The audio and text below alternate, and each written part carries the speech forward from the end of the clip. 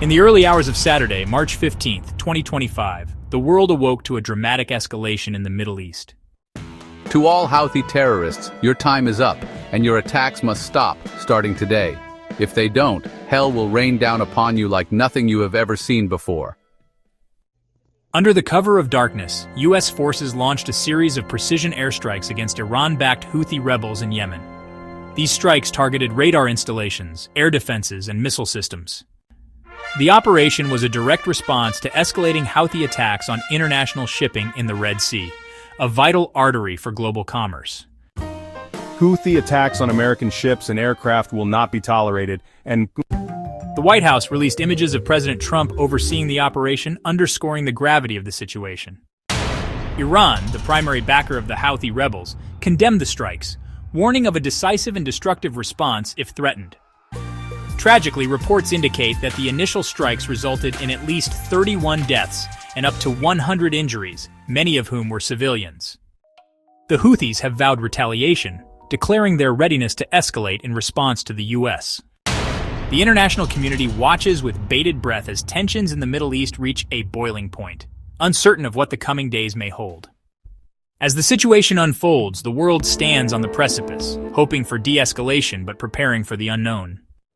Stay tuned for updates on this developing story. Like and subscribe to be notified with the next update. How did we get here?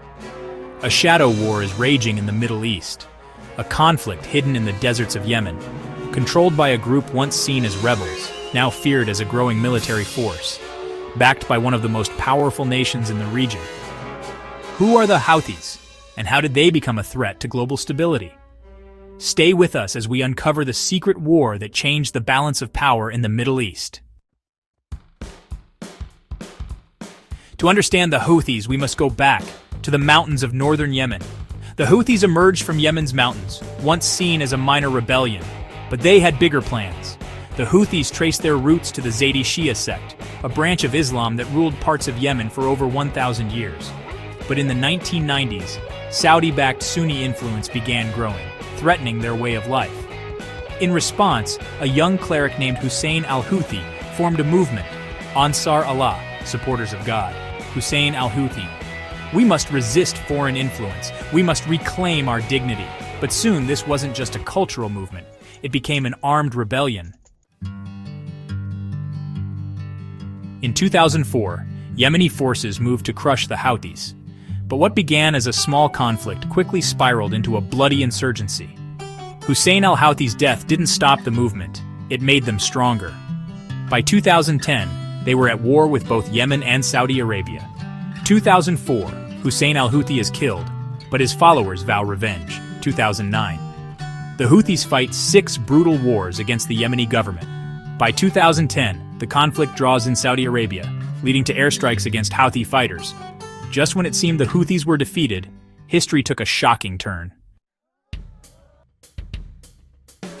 In 2011, the Arab Spring ignited revolutions across the Middle East, and Yemen was no exception.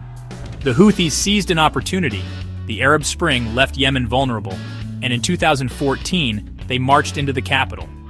Mass protests forced President Ali Abdullah Saleh to resign. A weak new government left Yemen vulnerable.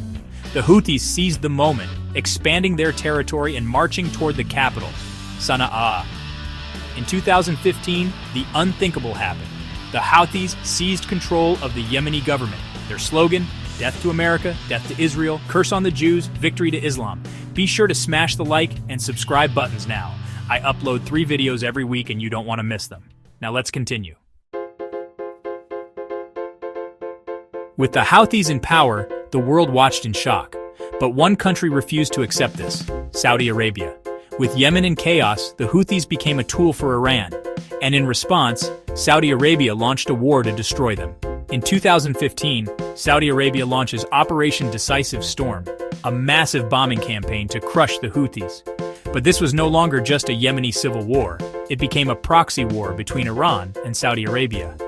How Iran backed the Houthis, supplying weapons and drones, training fighters, and helping launch missile attacks on Saudi Arabia and the UAE.